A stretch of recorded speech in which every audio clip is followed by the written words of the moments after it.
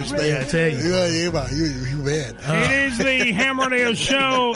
Let's get Justin on from Up for Nothing on the phone here. Well, let's see what happens. The boom bong bing. Oh, that danceable bang. Hi, I'm looking for Justin. Are you there?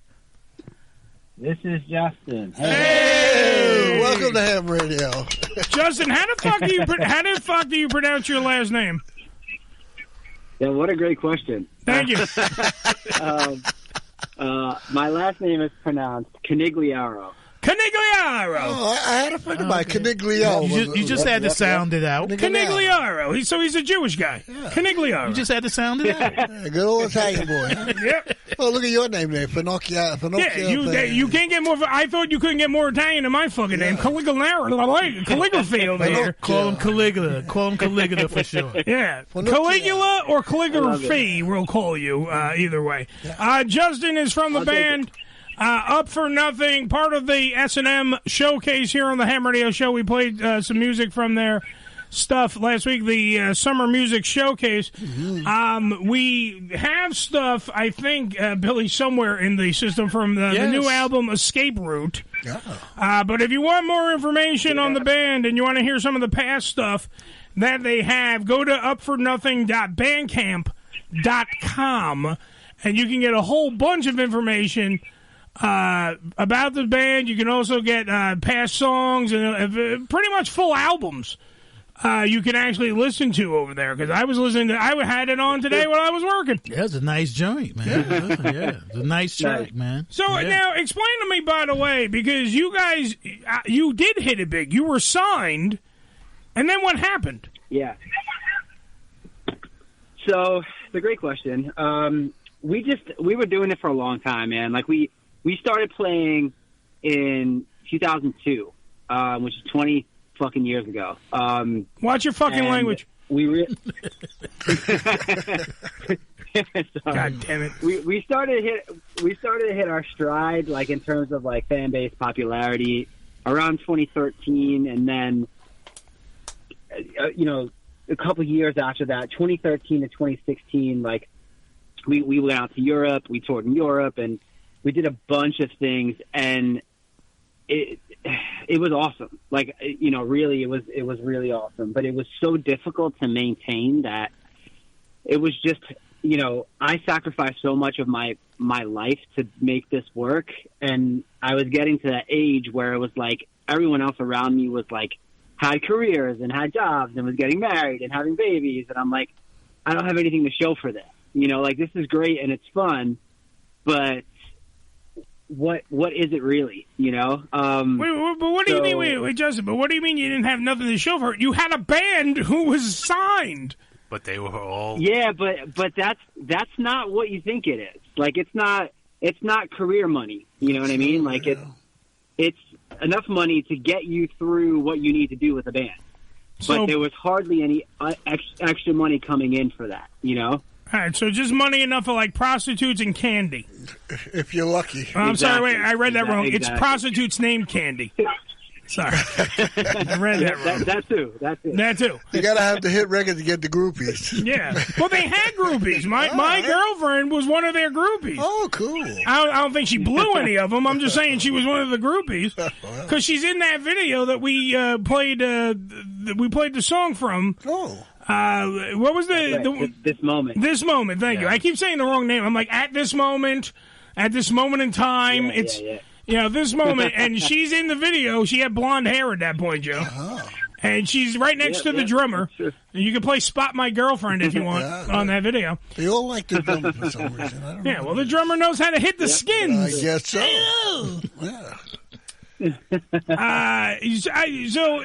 So what you're saying is you didn't have the great amount of money.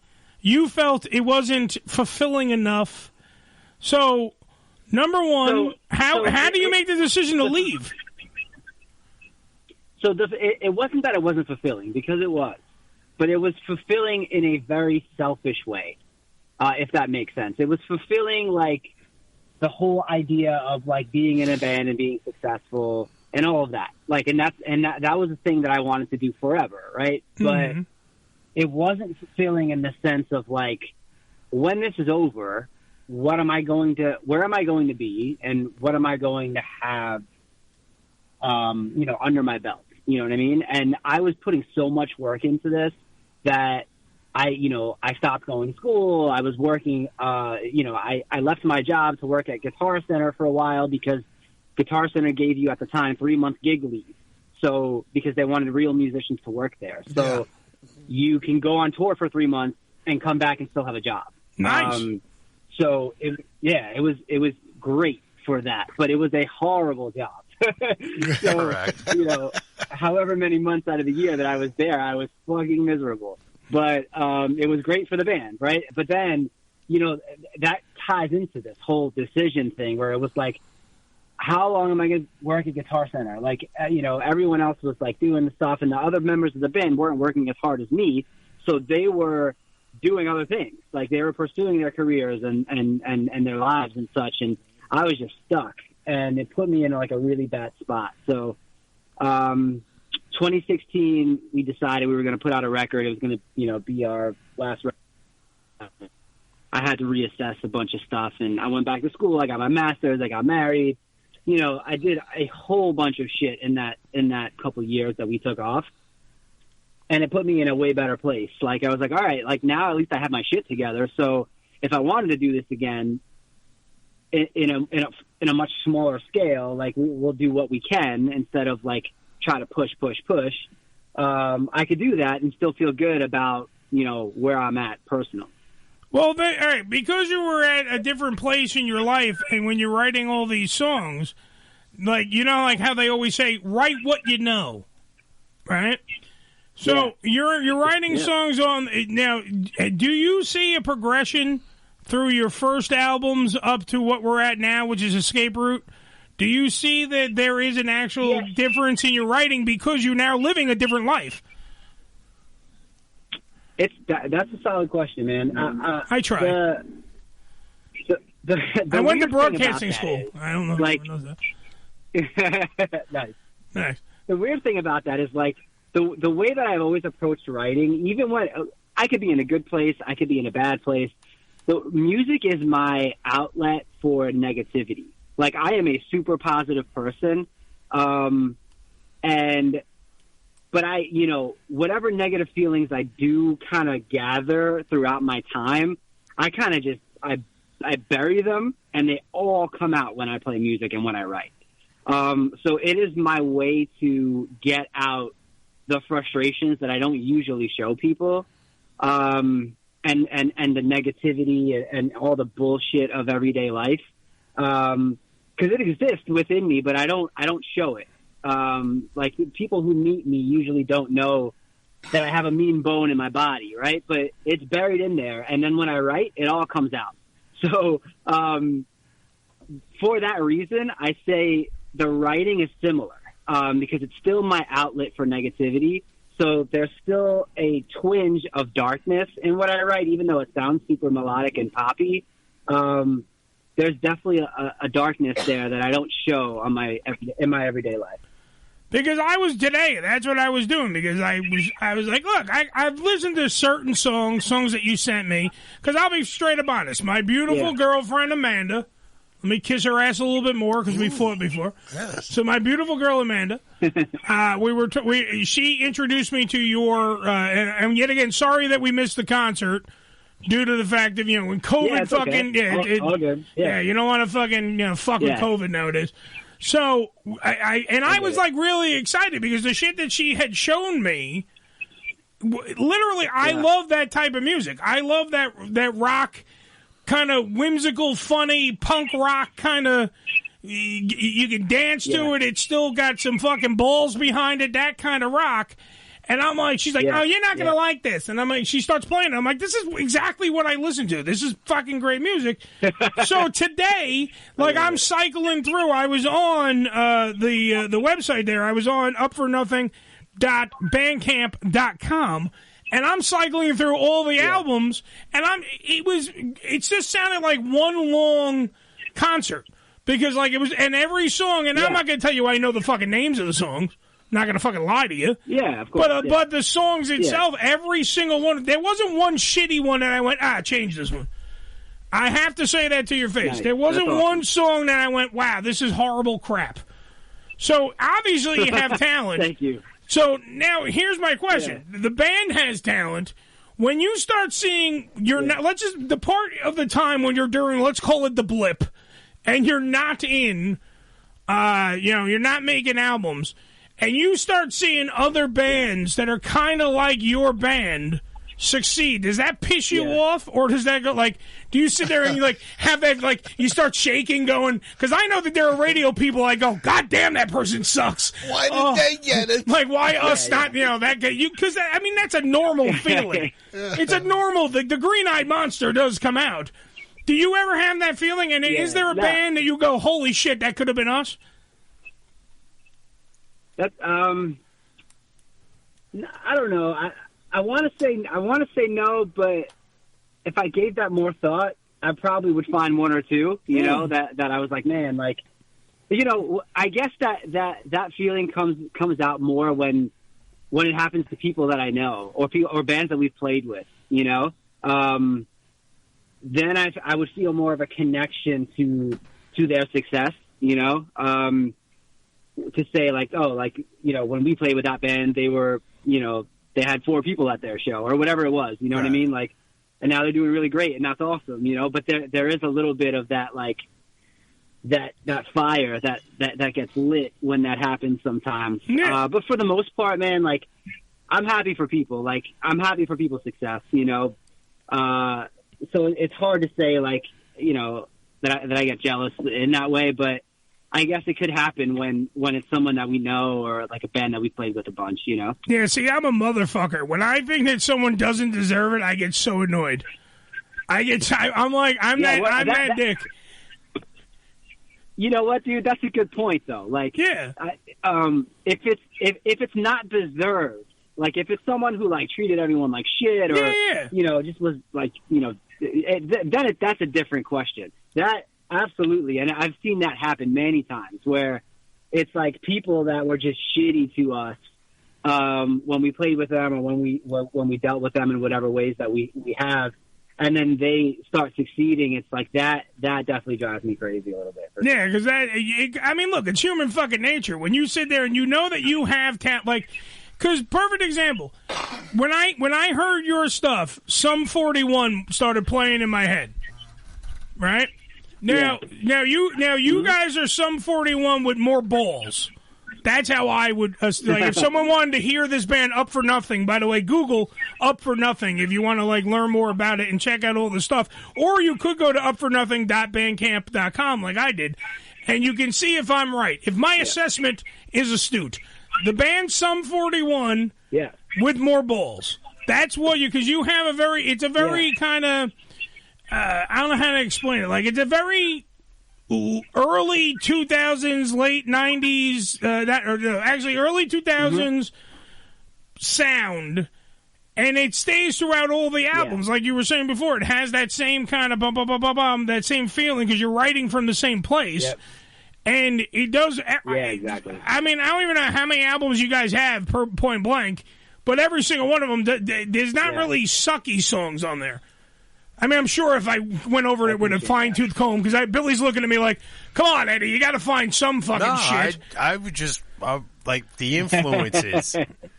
Wait, what were the influences to put together who you kind of wanted to emulate or come close to sounding like? That's... Great question. It's a great question. Yeah, so who did you look up to? That, man? Who did you look up to? Who did you emulate when you wanted to be a superstar? So, my first concert, my sister took me when I was 8 years old to see Green Day, and that changed my life for sure. That was the first. That opened the floodgates to so much. This is in '95. So that opened the floodgates to so much music for me. And my sister, 12 years older than me, my brother's 10 years older than me. So they were into all the grunge stuff of '90s. So I grew up on that stuff.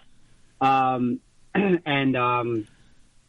guess when I became like a teenager, maybe 13, 14, I started getting into punk. And then there was bands like the Bouncing Souls, which is one of my favorites, which is just like a straight up like fun punk band. And then I also started getting into a little heavier stuff. There's a band called Kid Dynamite from Philadelphia that was like, labeled as hardcore, and 7 Seconds and lots of melodic, fast, fun music. That's what I wanted to play. Yeah, 7 Seconds. Even though it been wasn't around a long time. my influences don't necessarily sound like that, or a lot of them don't. But that's what I wanted to play. When I heard bands I was like, that's the shit that I want to play. Well, that's what I'm saying. I do have a fun Sum 41 story. We can save that for later, though. No, good. You can. I like Sum 41. Did someone shit in their bus? So here's my Sum 41 story. So in 2012, we got asked to play with them at Irving Plaza. There you go. And so their management had to approve us and all that stuff. So whatever. All the stars aligned. The management gave us the green light, and we got on the show. And so we had a ton of friends come out to that, and one of our friends was not a big Sum 41 fan. And so he found a fisherman hat, like a beige, almost white fisherman hat he found on the floor at Irving Plaza. So he picked it up, went over to our merch table. It was borrowed a marker. And he wrote on the hat, clear as day, Sum 41 sucks all the dicks, right? Then after about 8 or 9 times of them trying to throw it on the stage, they finally got it on the stage in front of me, because they knew what I would do is I'd pick it up and I'd put it on my head, which is exactly what I did. So here we are opening for Sum 41 at Irving Plaza, and I'm wearing a hat that says Sum 41 sucks all the dicks without even knowing it. Oh, did your sound suddenly go bad after that? Yeah.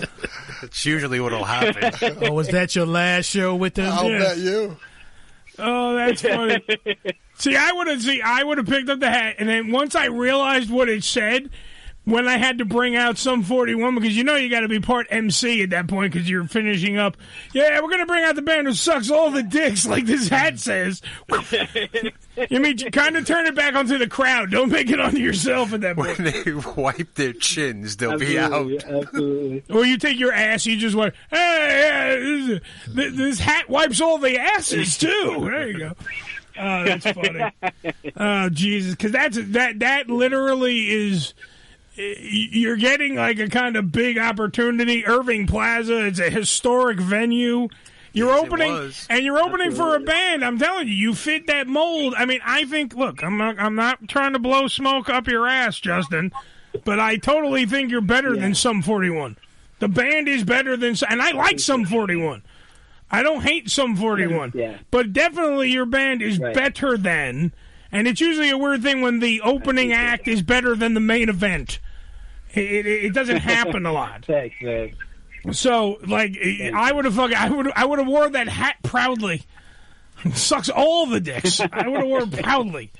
It was cool though. Like, it's just a funny story at this point. No, it's a great story. I wouldn't change it.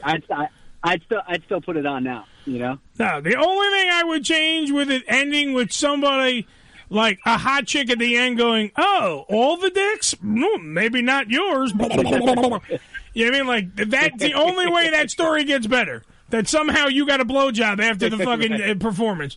Because that is one of those timely... no one else has a story like... Do you know what I mean? Like, that's a performance story. That's one of those stories they can't take away from you. That's a great story. All right, so let's just do this quick, because I know you only got a certain amount of time, so let's just do this quick. If you were to play... Let's just say you're making a giant concert up, and your band is in the concert. Yeah. Who else is performing with you and why? And also, who's the main event? Your big four. Yeah, who's your big four on the bill?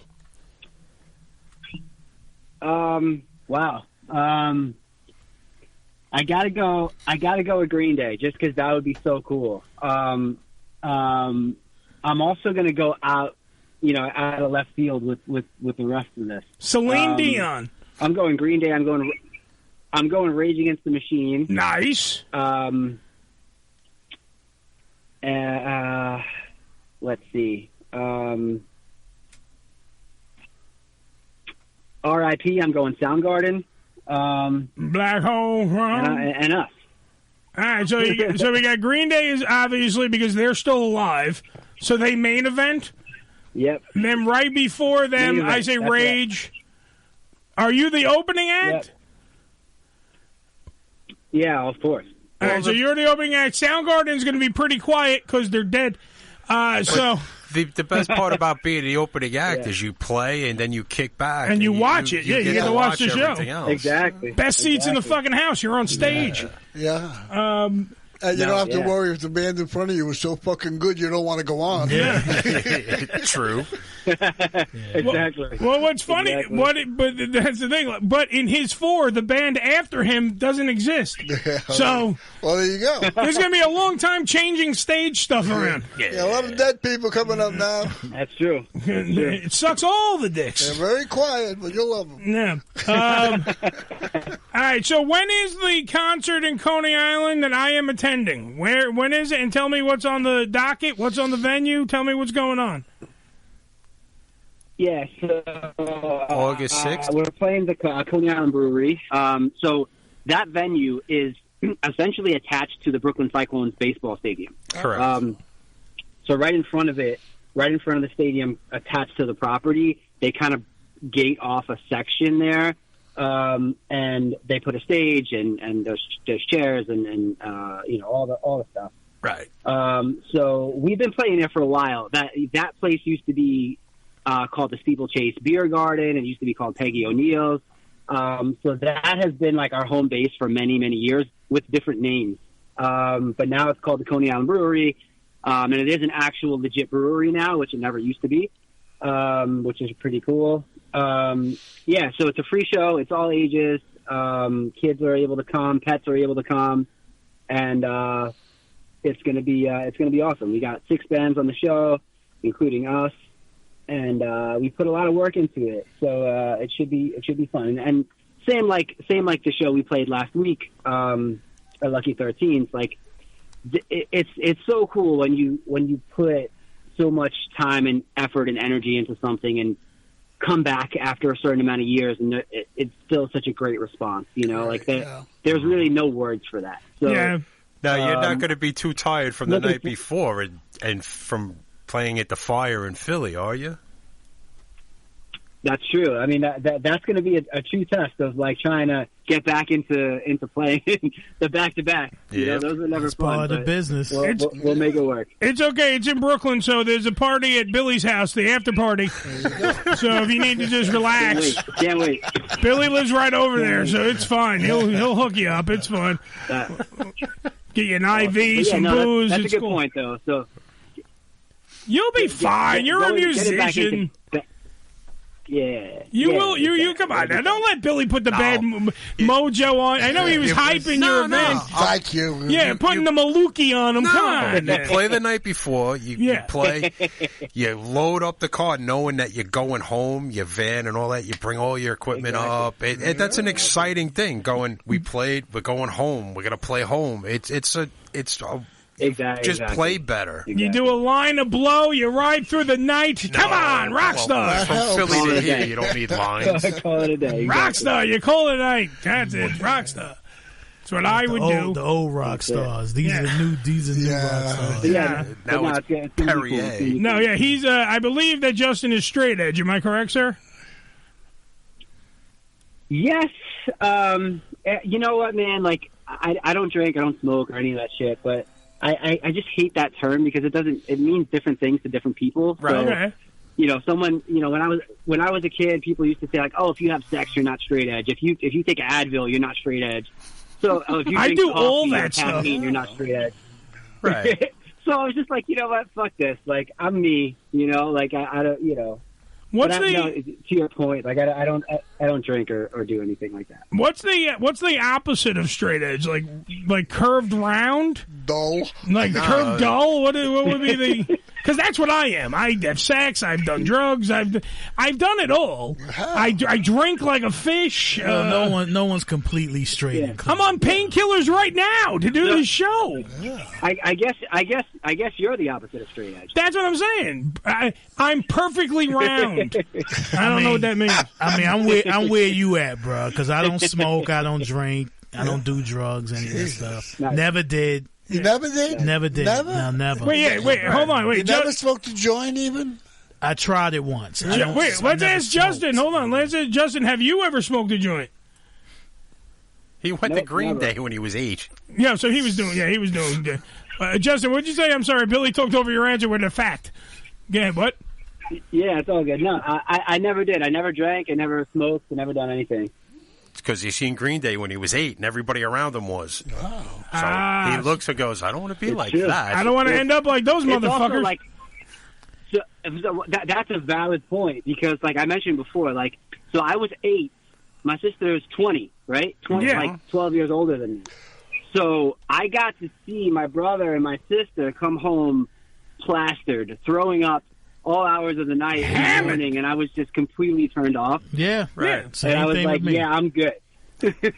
Same thing with me. I used to watch my moms and them. They drink and shit, be throwing up the next day. Everybody's sick. I'm like, how could you want to feel like that? I never got sick. I didn't have as much hangovers as people have. Like I've had a great brain couple. cells for that to happen. Me no need brain cells. I know. I think I always knew my limit. Just when to stop. You know? Yeah. And then you got married. See, I remember in first grade, one of the first lessons we learned was not to do drugs. Oh yeah, it's one of the first lessons. So I was like, I respected learned my that teacher. Lesson. Don't mean nobody. I know, but I stuck to it. Look, my thing was always don't do drugs. Dude, Nancy Reagan told me the same shit. Mm-hmm. I didn't listen to her, but Nancy Reagan told me the same shit. I listened. I bet you went to church. I did. I grew up in church. Yeah, you go. Well. You know, but when I got a certain age, I left it because they were in there doing the drugs and shit. I'm telling you. They were also doing the altar boys. Don't go in there. Yeah. By the way, Up for Nothing will be performing. Is that August 6th? Right, Billy? August 6th? August 6th, yep. Coney Island. You need to check it out. I'll be there. So that's right there. That's if you need a reason to show up, I'm gonna fucking be there. There you go. Coney Island too. and me and Justin are gonna not drink together. Do you get backstage passes, or are you gonna sit in the audience? Well, my girlfriend used to be part of the groupie squad, so if she can get backstage, I'll follow her. Okay. We just go hang out on the boardwalk look from behind. Yeah. It's not a good view, but Justin, anything you want to plug while you're here before we go, sir? You plugged it all, man. Thank you so much. It's been a pleasure. You asked great questions. I appreciate you and your compliments as well. Absolutely. So wait, if you wanted us to, you gave me a whole bunch of songs the other day. Billy, do you have all the songs? I have. All I have are songs. Oh wait, did we lose him? Justin, you still there? He's there. I'm here. Okay, get up, because somebody just called and then hung up. So I was like, I lost Justin. All I got are times. I don't have any titles. All right, so. We'll play the shortest one. How about this? We're gonna say, Billy, take your finger now, stick it up in the air like this. Like I don't care? Right at the keyboard. Yeah. And you're just gonna keep doing this. And when Justin says stop, whatever song that it lands on, because we don't have names. We'd like him to introduce it, hopefully. Well, hopefully he won't be able to hear it, I don't think. No. But the one song you sent us was a minute and 46 seconds long. Do you happen to remember? Do you have a minute and 46-second long song? Hold on, let me check for you. One of the shorter ones. Do do do do do do do do. I mean, I did my homework. You didn't do any homework. That's the problem. Got the man on the. I wouldn't know. All right, well, we're going to play it. I can't check. And we're going to at least I'm going to know that it's up for nothing, because that way I can sell it that way. So, Justin's on the phone. Justin Conigliaro is on the phone. Wow. Nailed it. Thank you. Nailed it. I am French. He is going to be performing with the rest of the band. The Bozos from Brooklyn will be performing. Hey, look, it says it right on their own website. That's a great name. They are. They're the Bozos from Brooklyn. They are the ones known as Up for Nothing. And we will be playing a song that's 1:46. Correct. In about a second. Justin, thanks for being on the program, sir. Thank you, guys. I appreciate it. Okay. Absolutely. You take care. Round of applause for Justin Conigliaro. Continue success, brother. Yes. I'll see you on the 6th. I'll see you on the 6th, buddy.